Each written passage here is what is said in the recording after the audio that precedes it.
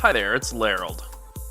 Patch 7.1.5 released earlier this week, so over the next few days I'm going to be putting out some videos to go over what's new with tanks and how to optimize them as we're about to head into the Nighthold. Let's start with my bread and butter, Monk. Brewmasters didn't actually undergo a ton of changes in patch 7.1.5, but the ones they have received are pretty impactful.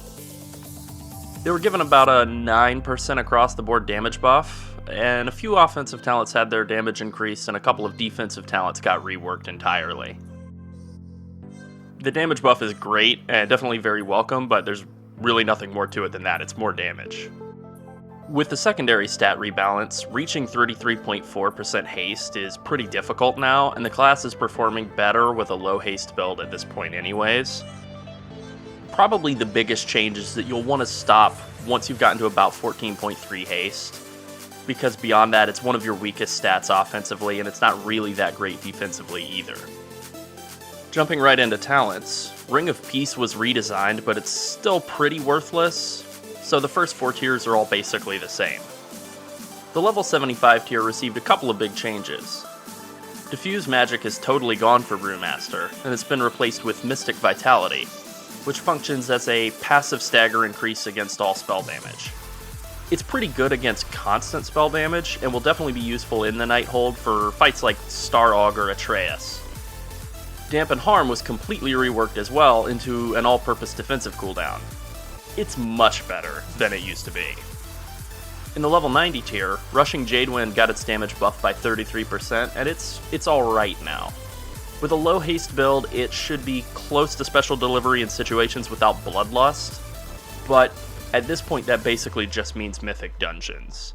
It's a little more reliable in AoE than special delivery because it can't miss the mobs, and anytime you have to move a lot, the same thing would apply. It should also be good in long raid encounters that aren't quite 10 minutes, but for anything shorter than 5, special delivery is pretty likely to outperform it. Primarily because while Bloodlust is up, you're getting more special delivery procs with that haste, whereas you basically can't justify spending a global on Rushing Jadewind while Bloodlust is active. Nujao was also buffed substantially, with his auto attacks being increased by 150%, and his AoE stomp actually was tripled in its damage. Depending on fight links, he might be a better option than special delivery for some single target encounters, so any fight that lasts just long enough to get a second cast off, 3 minutes and 45 seconds, 6 minutes and 45 seconds, that sort of situation. Lastly among talents, Elusive Dance received a modest buff, but it's just not enough to make it compete with Blackout Combo. Absolutely no way. Monks also received a couple of pretty good changes in the legendary department. Fundamental Observation and Firestone Walkers each received some pretty huge buffs, and they're both really good right now if you need extra defensive cooldowns. The new Brewmaster legendary bracers, anvil-hardened wrist wraps, are really good. They're probably the second best defensive legendary most of the time, and they'll be amazing in Mythic Plus. The new tank-only trinket is fine for DPS, it's decent, and it's an okay defensive cooldown as well. It's alright.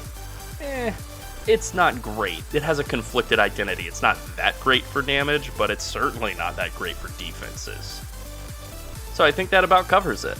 Thanks for watching, and as always, please like and subscribe, follow us on Twitter, and get in touch if you have any questions. Bye!